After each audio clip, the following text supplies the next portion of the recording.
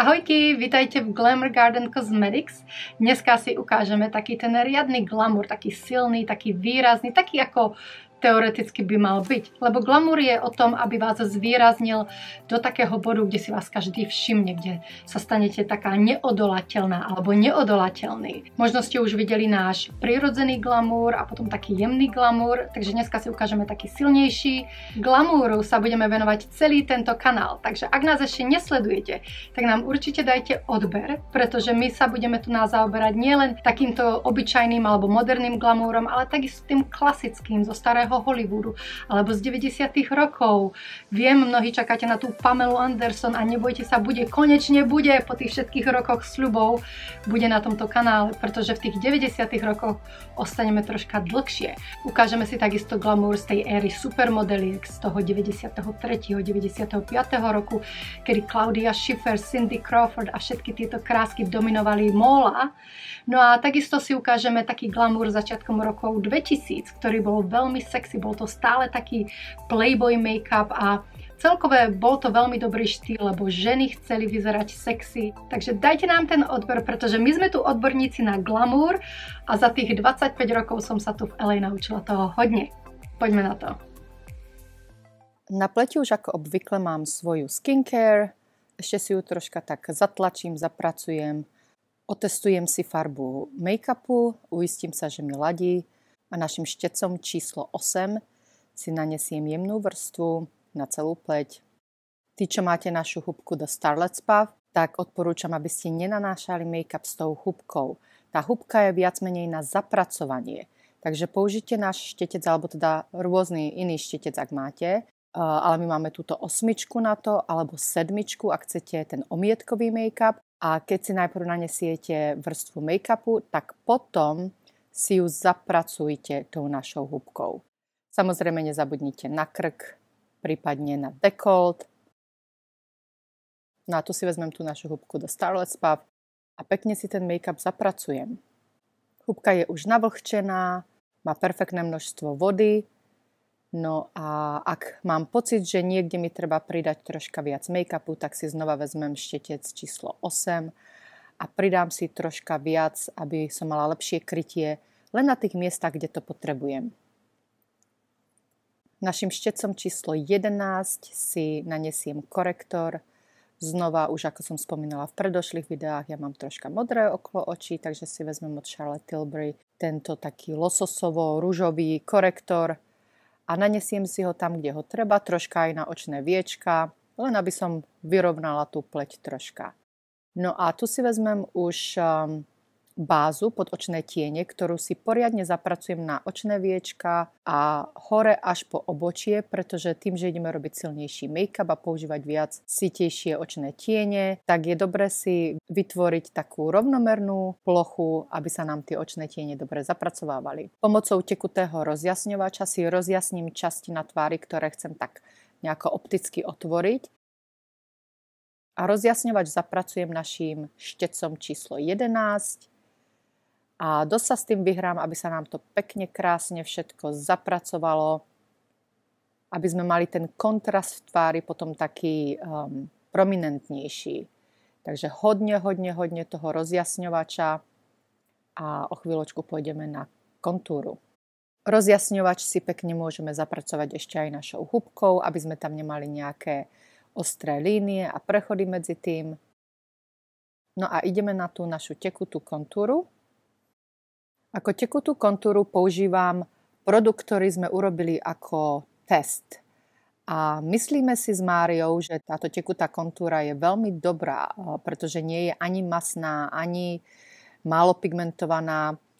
Vytvorili sme túto vzorku, aby sme ju otestovali a hráme sa s ňou už troška dosť dlho. A musíme povedať, že sme veľmi spokojní, pretože konečne sa dá vyrobiť niečo také praktickejšie, než len krémová kontúra alebo pudrová.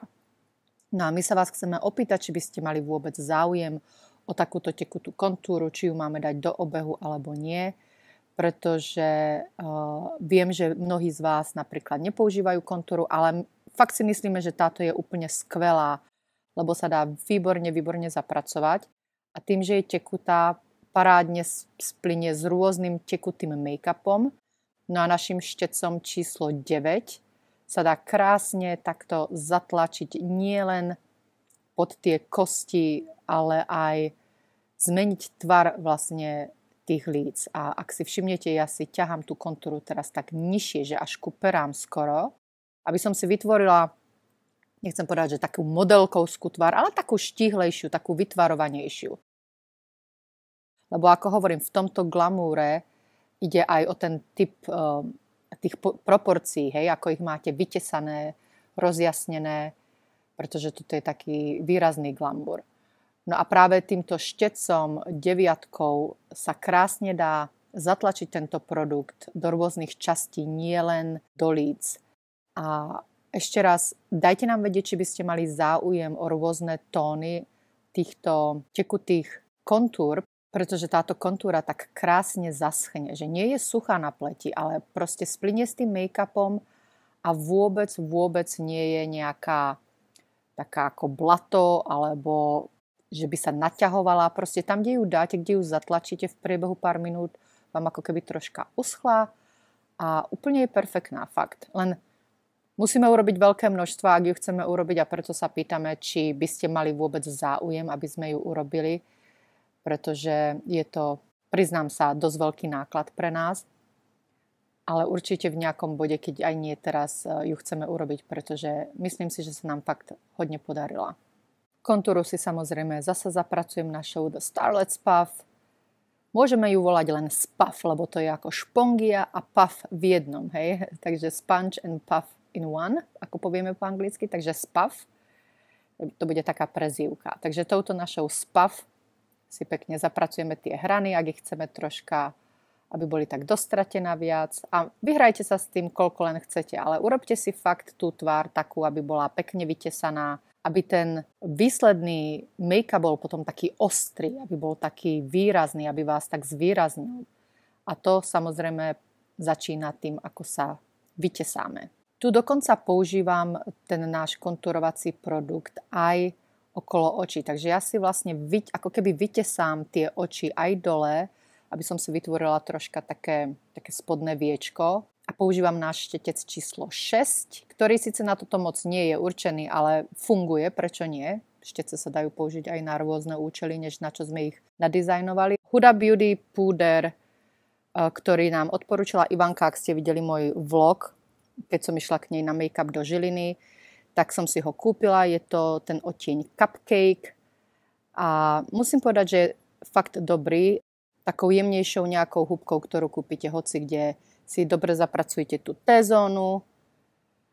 No a potom na celú plochu tváre stačí náš štetec číslo 10 a krásne si nanesiete tento jemný púder na celú pleť.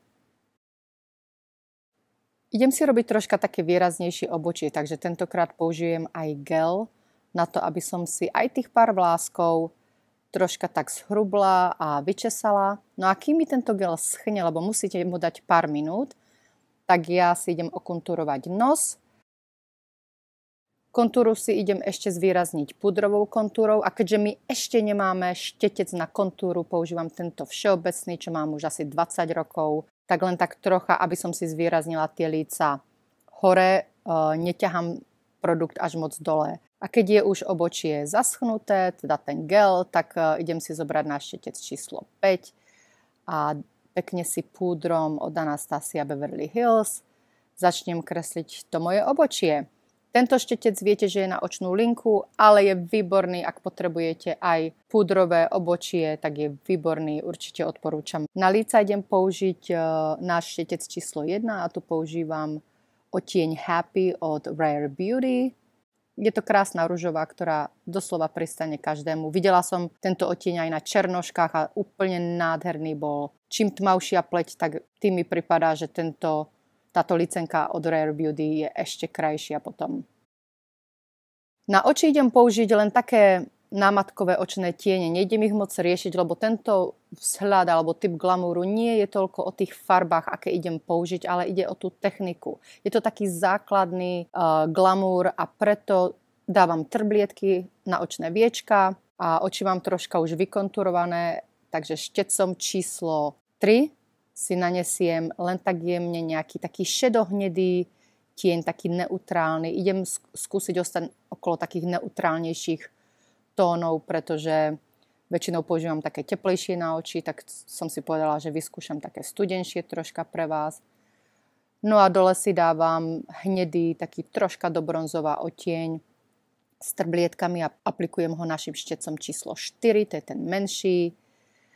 A takto si idem vlastne vytvoriť také väčšie oči.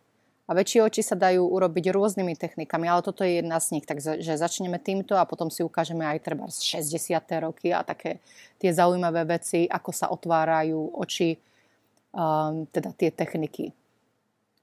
No a v tomto glamúre je dôležité, aby ste mali vnútro očí svetlejšie a tie vonkajšie kútiky, aby ste mali tmavšie.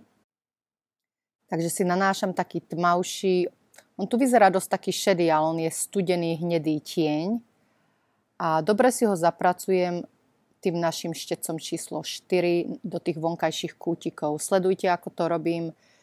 Moc sa tam nedá čo obkecať. Jednoducho vytvorím si to také známe už Včko, aby sme tie oči otvorili ako hore, tak aj dole. A pekne to horné Včko spojím s tým spodným.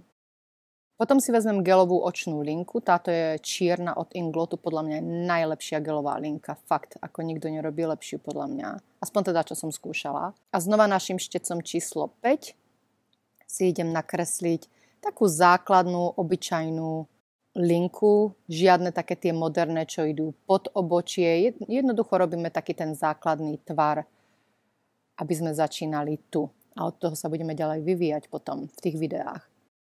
Nechajte si dobrý čas na tú linku, aby bola čo najviac rovnomerná. Takáto gelová linka sa ťažko opravuje, takže fakt buďte opatrní. Ale je veľmi sýta, je krásna čierna a ak ste si všimli, ja som ju na začiatku zriedila s takým roztokom, pretože ona, tým, že ja ich tak často nepoužívam, oni mi tie produkty potom proste uschnú. Ale oni sa dajú znova oživiť, hlavne takáto gelová linka. Takže ja mám taký roztok, dám vám ten typ roztoku tu do popisky pod videom k ostatným produktom. Stačí pár kvapiek a jednoducho oživíte ten produkt a bude vám slúžiť ďalej. Ináč by som tieto linky vyhodila po 2 použitiach, lebo ich tak často zase nepoužívam. Podkladová špirála, potom klasická čierna špirála. Takto zhruba máme taký nejaký tvar. Kým mi špirála schne, tak si očistím pery a dám si na novo nejaké tie zbytky, čo mi ostali make-upu na tej 8 šteci. Tak si troška ten produkt takto zapracujem do pier, lebo tým pádom máte ich troška tak zmatnené, ale aj ako keby ste ich mali tak zneutralizované. Produkt zatlačím, samozrejme našou húbkou. No a ešte si pozriem, čo treba. Vezmem našu ceruzku Bare Temptation a znova pripomeniem tí, čo ju máte, alebo tí, čo ešte nemáte, ale rozmýšľate, že by ste ju kúpili. Táto ceruzka nie je na to, aby ste išli cez hranu pier, pretože ona tým, že má veľmi veľa jasu v sebe, čo sme chceli, aby vám dalo taký mladistvý vzhľad, tak ona fakt musí ostať táto farba na perách. Nechoďte cez pery. Keď mi už špirála uschla, tak si teraz idem dorobiť očné tiene. Naším malým štecom číslo 4 zapracúvam viac očných tieňov, takých neutrálnych. Zasa je to taká dohnedá, ale vyzerá to dosť šedé. A urobím si to Včko také dokonalejšie, potiahnem si ho viac, pretože teraz vidím podľa toho, že ako som si dala tú špirálu, ako sa mi veľa tie oči otvoria. Takže je dobré, až keď si dáte špirálu, potom treba tie oči dorobiť, tie tiene, aby ste ich napríklad neurobili až moc, kým si nedáte špirálu, lebo každý máme iné tie myhalnice, teda ich hustotu. Štecom číslo 3, potom ešte krásne zjemním tie hrany, aby to nebolo nejaké moc prísne. No dám si špirálu na spodné myhalnice a hneď skočím ešte na tie pery, aby som ich dorobila, ktoré teraz obkreslím a zväčším neutrálnou ceruzkou. Táto nie je naša o chvíľu bude dostupná výborná ceruzka, ktorú vám čoskoro predstavíme. Ale toto je vlastne taká neutrálna ceruzka, s ktorou si môžete vlastne pery zväčšiť a môžete ju použiť, dá sa povedať, že takmer s každým rúžom alebo teda inou ceruzkou, ako v našom prípade. Ak si tie pery chcete viac ohraničiť a hlavne zväčšiť. Že nechcete dávať moc farebné tieto kontúrky okolo pier, ak ich zväčšujete, aby to potom moc nesvietilo, ale takouto neutrálnou, keď ju pekne zapracujete do toho, čo už na tých perách máte, tak vám to vytvorí aj také plnšie pery, aj také proste prirodzené, aj keď sú obkreslené. Netreba sa toho bať, treba len skúšať a zamiešať a vrstviť a zapracovávať. Toto máme výrazný glamour, takže on by mal byť výrazný všetko od očí, cez líca, cez pery. Netreba sa schovávať ani hanbiť, treba svietiť. Dám si myhalnice, tie samozrejme nestrihám, jedine ak mi ich treba troška prispôsobiť na moje oko, na tú dĺžku, ale ináč ich nechám celé, žiadne polovičné, žiadne individuálne. No a tu používam moje Majesty ešte z Catlash. Ak máte niektorý záujem, tak si ich kúpte, pretože musím povedať, že bohužiaľ tie, ktoré sú na Slovensku v zásobách a nie je ich veľa na luxurycards.sk, tak už sú tie posledné. Pretože určite si budete pamätať, ja sa snažím nájsť výrobcu týchto myhalníc po tom, čo ten náš, ktorého sme používali, zavrel počas covidu a už proste nám ich nikto nevie takéto urobiť. Nechcem povedať, že to vzdávam, hľadám naďalej výrobcu, ktorý by bol vhodný pre naše myhalnice, ale tieto Original Majesty od Catlash a všetky tie štýly, čo sú tam vlastne dostupné, tak sú už posledné. A viem, že tieto Majesty už tam proste sú len pár a už viac nebude, bohužiaľ. Našim štecom číslo 10 si pridám ešte troška bronzer. Tam ako by vás slnko opálilo, takže mňa vždycky tým, že mám široké čelo, opáli na bokoch a v strede. Tento štetec nie je síce ideálny na bronzer, lebo my sme ešte na bronzer a pudrovú kontúru štece nerobili. To urobíme v budúcnosti, ale zatiaľ stačí, je OK aj na to. Ale na bronzer ako taký urobíme v budúcnosti iný štetec. Dám si lesk na pery, nebojte sa ho, dajte si ho hodne. Ja milujem tento taký do ružova krásny. Aj keď ja síce lesky až tak nenosím, raz za čas si ho rada dám a musím povedať, že mi aj pristane. A určite pristane aj vám. Pridám si ešte troška tých líc. Ako sa mi ten make-up pomaly vpíja, tak je dobre si zasa prípadne pridať nejaké produkty. No a doladiť. No a takto to nejako vyzerá. Vlasy neriešim, takže to len tak, ako som si dala dole. Ale ten make-up vidíte, ten princíp, veľké oči, sexy oči, rozjasnené líca, pery rozjasnené. Je to proste plný glamour. Ak si chcete oči troška zjemniť, tak si kľudne vezmite svoju lícenku, náš štetec číslo 3 a zapracujte si túto lícenku ako takú prechodovú farbu a zapracujte si hrany tých očných tieňov, aby neboli také výrazné. Ja ich mám rada výrazné, ale viem, že vy trebárs máte iný typ očí a to tak nepotrebujete, alebo máte hlboko osadené oči, tak v tom prípade sa hodí napríklad takýto prechodový tieň. No a takto je to vlastne aj s tou lícenkou na očiach. Takže toto je taký základný glamour.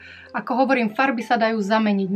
Na farby sa toľko nepozerajte. Tu skôr ide o ten štýl, ako urobiť také atraktívne oči, ako ich roztiahnuť, urobiť ich také sexy, otvoriť ich a potom také nejaké nežné, jemné farby na tie líca a na tie pery. Ale tie oči môžete fakt robiť či už s modrými tieňami, s hnedými, zelenými, hociakými, kombinovať ich farebne, pretože teraz máme v trende veľmi veľa takých farebných tých očných make-upov, ale toto je len taký základný s obyčajnými nejakými šedými, čiernymi a hnedými tieňami v kombinácii. Takže urobte si po svojom, ukážeme si potom aj tie také viac, čo sú také veselejšie tie make-upy, také farebnejšie, ale na dneska máme toto. Dúfam, že ste sa niečo naučili, dúfam, že ste si z toho videa niečo zobrali. Ešte raz, ak nás nenasledujete, dajte nám odber. Ak sa vám video páčilo, dajte nám like a ja sa na vás budem opäť tešiť v budúcom videu. Čaute.